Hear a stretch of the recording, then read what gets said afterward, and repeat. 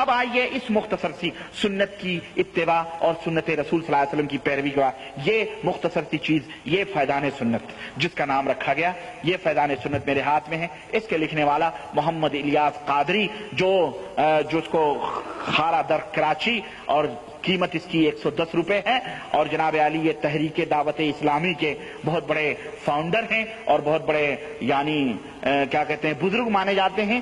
اس کے اوپر جوتے کی تصویر بنی ہوئی ہے، یہ فردی نبی کریم صلی اللہ علیہ وسلم کے جوتے کے نال مبارک کا نقشہ بنایا گیا ہے۔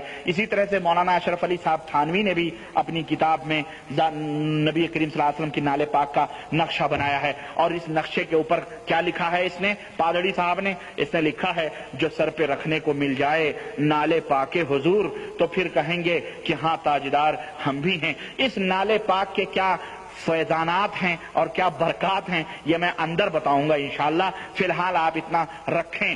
اور حضرت نے کتاب کی شروعات کی ہے، کتاب کی ابتدا کی ہے۔ جناب علی سنت رسول صلی اللہ علیہ وسلم کیا ہے کہ جب بھی کتاب ہو یا کوئی بھی چیز ہو شروعات کی جائے تو کس سے کی جائے؟ بولو ماشاءاللہ، اللہ تبارک تعالیٰ آپ لوگوں کو جزائے خیر دے، بسم اللہ سے۔ لیکن اعلیٰ حضرت نے یہ امیر تحریک دعوت اسلامی اس کتاب کی شروعات کس سے کر رہے ہیں معلوم ہے؟ اس کتاب کی شروعات کر رہے ہیں 786 سے۔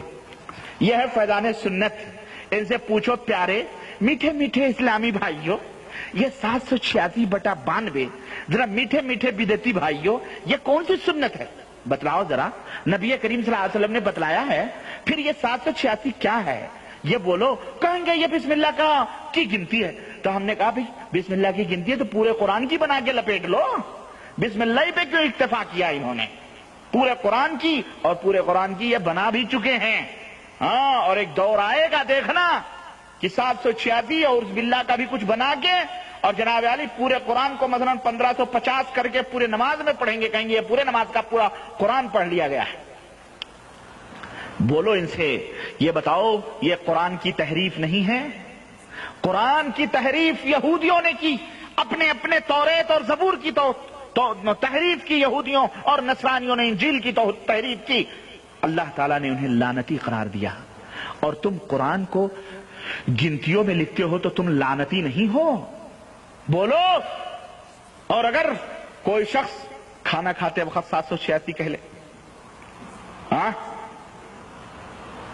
بیوی سے ہم بستری کے وقت 786 کہہ لے، ہاں، ہمارے ہاں فلمیں بھی 786 کے نام کی نکلتی ہیں۔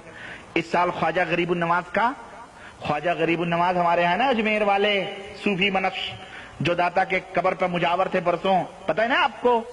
ہاں، وہ خواجہ غریب النواز، غریبوں ہی کو نوازتے ہیں، امیروں کا کوئی اور ہے، سمجھ رہے ہیں؟ وہ غریب، ہندوستان والے اپنے آپ کو غریب ہی کہتے ہیں۔ تو جناب علی وہ خواجہ غریب النواز، وہ بھی کیا کہتے ہیں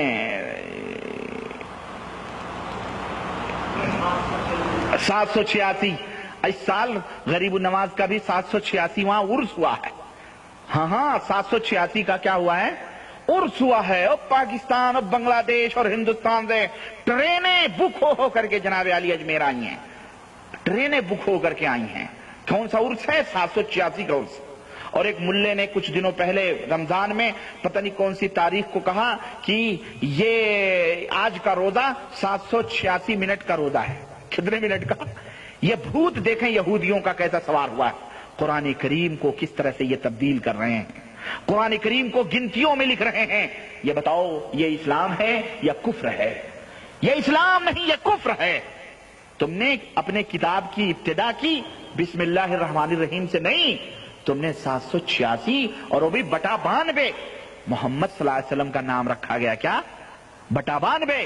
الیاس پادڑی کو کوئی پوچھے کہ اگر تیرا الیاس قادری جو نام ہے، اس نام کا اگر سپوز نمبر 420 نکلے تو تجھے کوئی الیاس قادری نہ کہے اور کہے 420 ذرا ادھر آؤ، تو تجھے تکلیف ہوگی یا تجھے خوشی ہوگی؟ بولو، اسے تکلیف ہوگی کہ خوشی ہوگی؟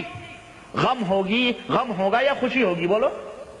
تو میرے نبی کا نام بگاڑے، تو میرے نبی کے نام کی گنتی نکال کر 92 کہے محمد الرسول اللہ صلی اللہ علیہ وسلم، جس نبی کا نام اللہ نے قرآن میں لکھ کر کے اپنے نبی کے نام کو نہیں بلایا یا محمد، اس نبی کی یہ شان اور اس نبی کے نام کی تو گنتی بنا کر تو فیضان سنت لکھ رہا ہے یا فیضان کفر بیان کر رہا ہے؟